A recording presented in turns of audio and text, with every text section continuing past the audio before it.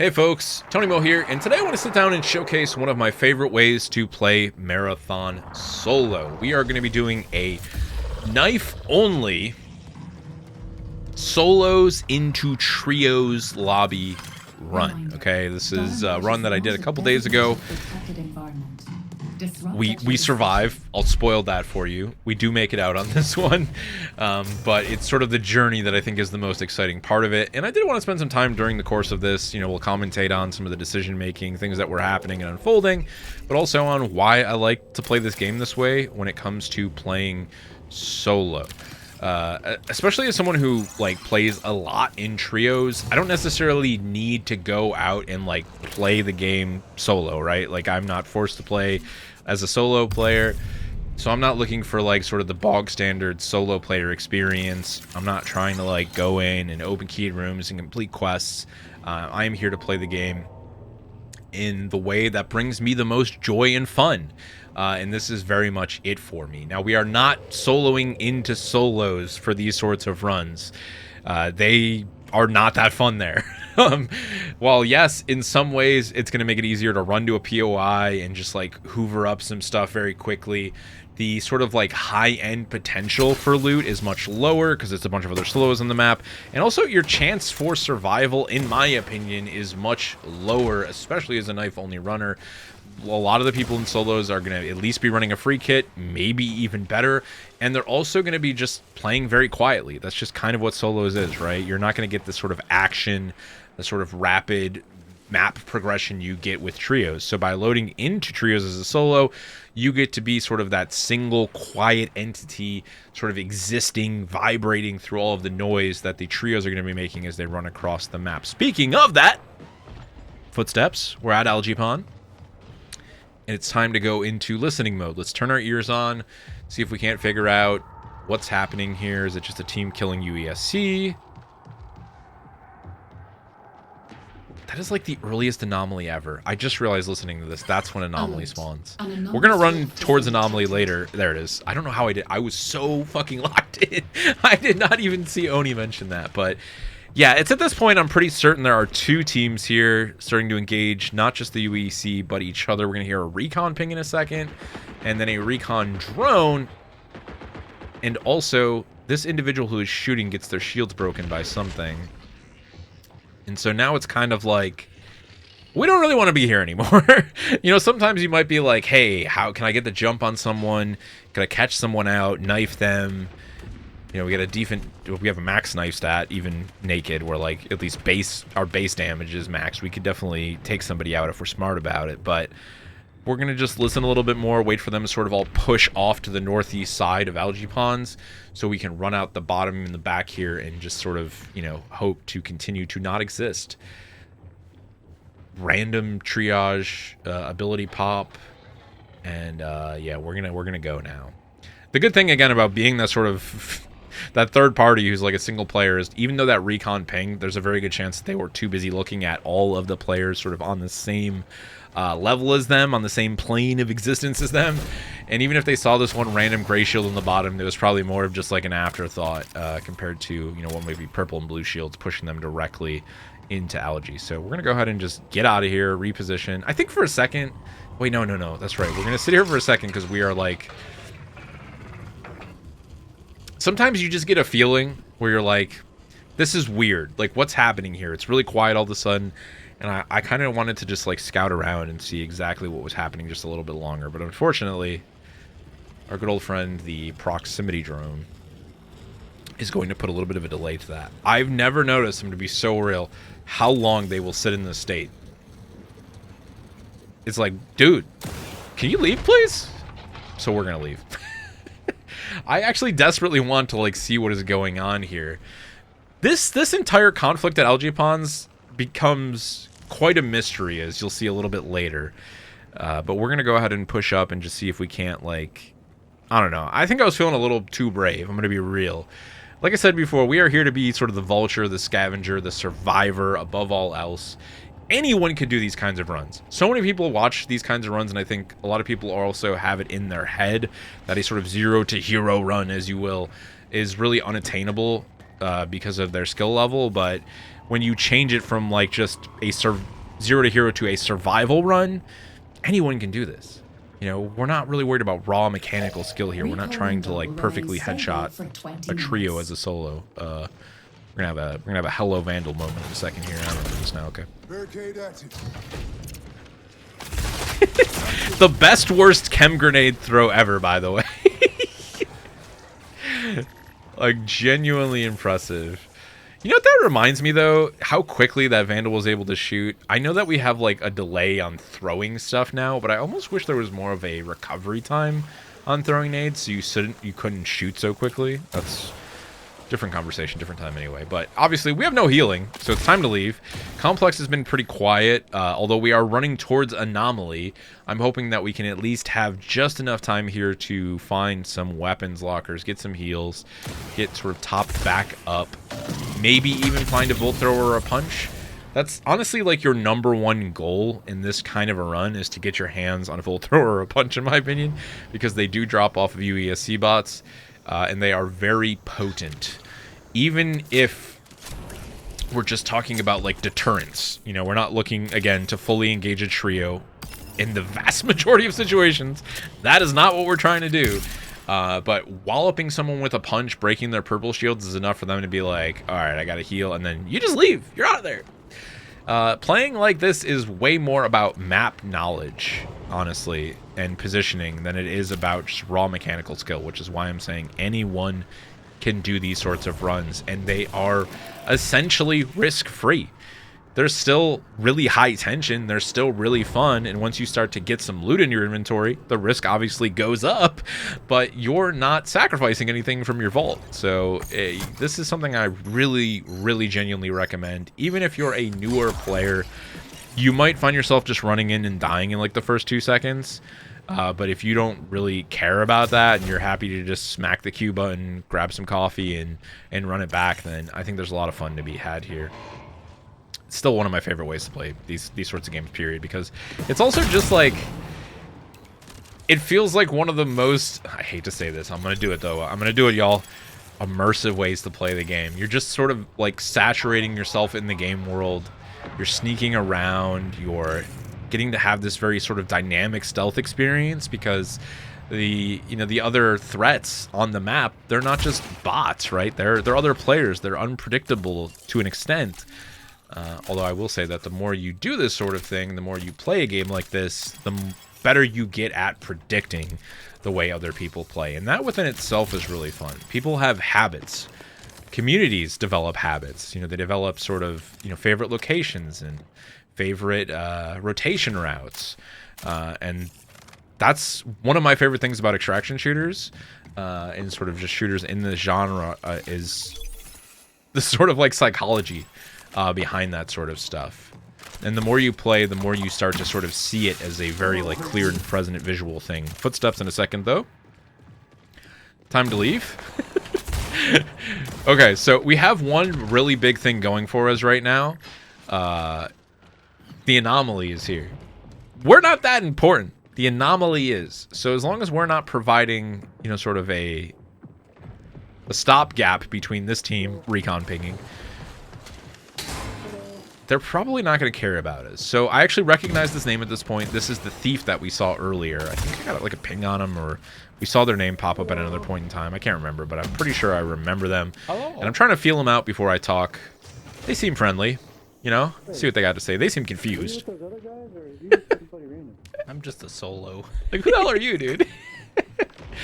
Just put your cards out. Listen, I'm a scrappy knife-only run. We got nothing to lose, gamers. We're here to survive. If they want to run us over, they could just run us over. They would have done it already. They have a fucking recon. They know exactly where we were. So I'm just going to lay my cards on the table. Guys, I got nothing. I have no plans of stopping you from getting Anomaly. I'm just playing the game for the love of the game. 670 hours here. Can't get enough.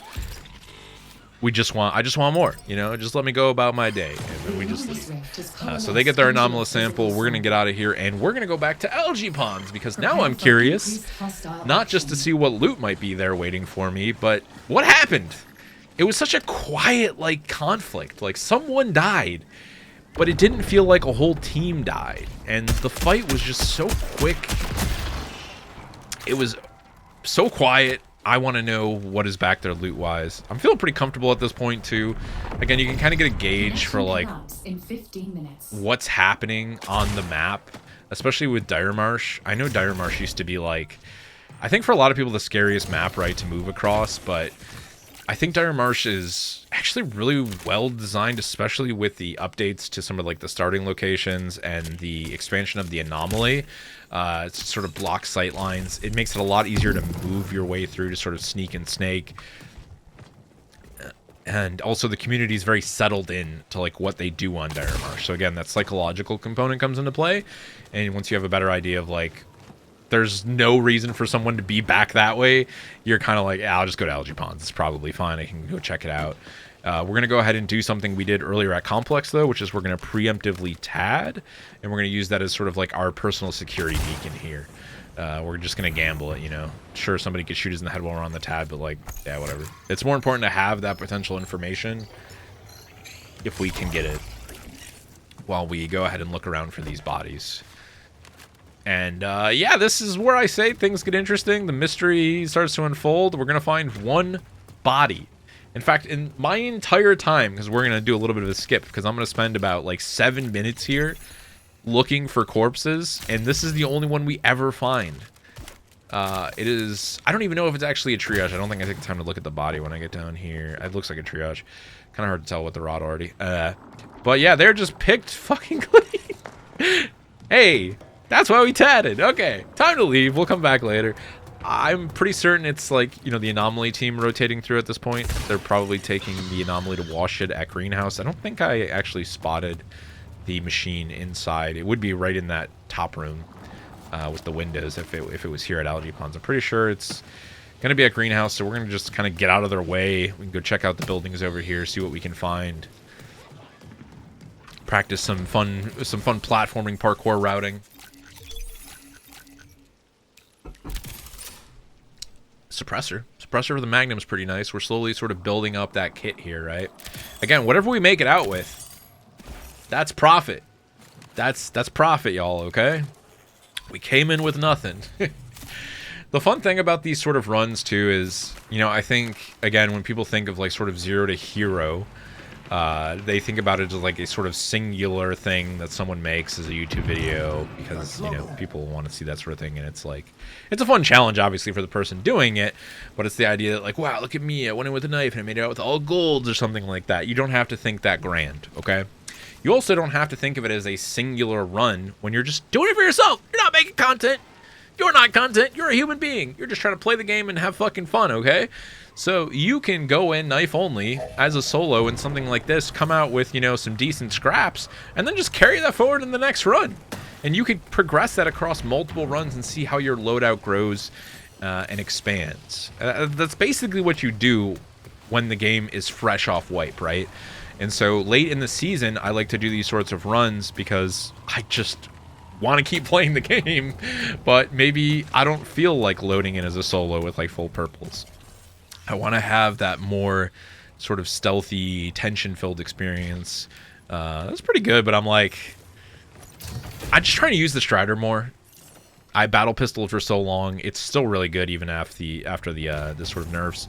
But I'm trying to do some more Strider gaming. It's the gun I've used like the least.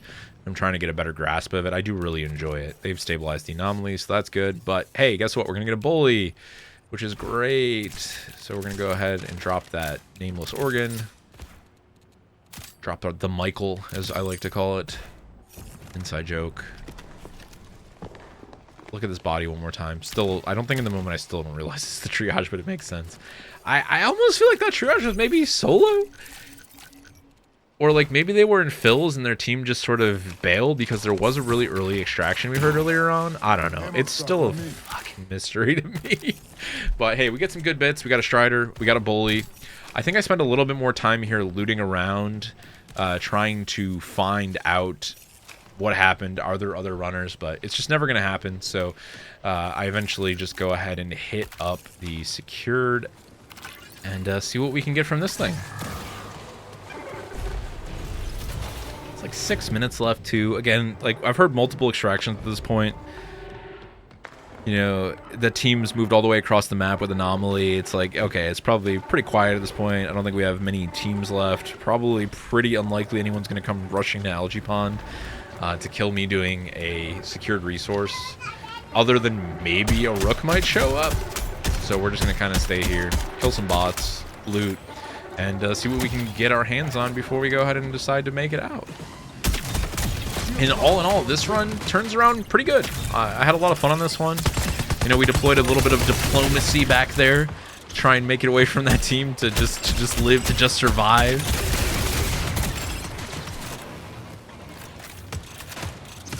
And that to me is like, that's Marathon at its best, right? I love the high aggro, high intensity PvP stuff that I can get up to in trios. But even in trios, I just as often like to try and have those sort of diplomatic moments, especially when it's like, dude, a team of full grays, like full free kitters. I'm just like, hey, you guys just go about your day. I know not everyone's playing like that, but like I want to keep games like this like social, right? I want to have that social space element. And so even if a conversation, a bit of diplomacy just turns into, hey, we're gonna kill each other, you know, at least that diplomacy happened. There's a lot of really cool people playing this game. This sort of the really good side effect, right? The positive side effect of having a smaller niche community like this is you start to see people in certain areas, people who play in like their sort of favorite map spaces again and again. You know, there's John Bon Jovi. If you happen to watch this video, John Bon Jovi, I see you in Cryo all the time. You're always a gentleman. I feel like we've ran into their team and had some really good fights, my squad, so many times before. I'm a sucker for that kind of stuff. So I love getting to see sort of repeat names, or even just having those sort of encounters in run where you like run into a Rook early on and then the Rook shows up later and you're like, oh, hey, Rook, how's your run doing, bud? Yeah, just as good as the full PvP slay out stuff. But hey, look at that. We got a couple blue bits and bobs. Not that we necessarily need them, but they're always good to feed to the worm. And more importantly, we've got a nice Outland with some blue mods on it. Blue barrel, blue implant, or blue chip, which is pretty nice. And we're going to make it out with a bully as well, which is still my favorite gun in the game. Bully's just like iconic SMG design for me at this point. It's so purpose-built. It's so versatile. It's still good. It's still very good.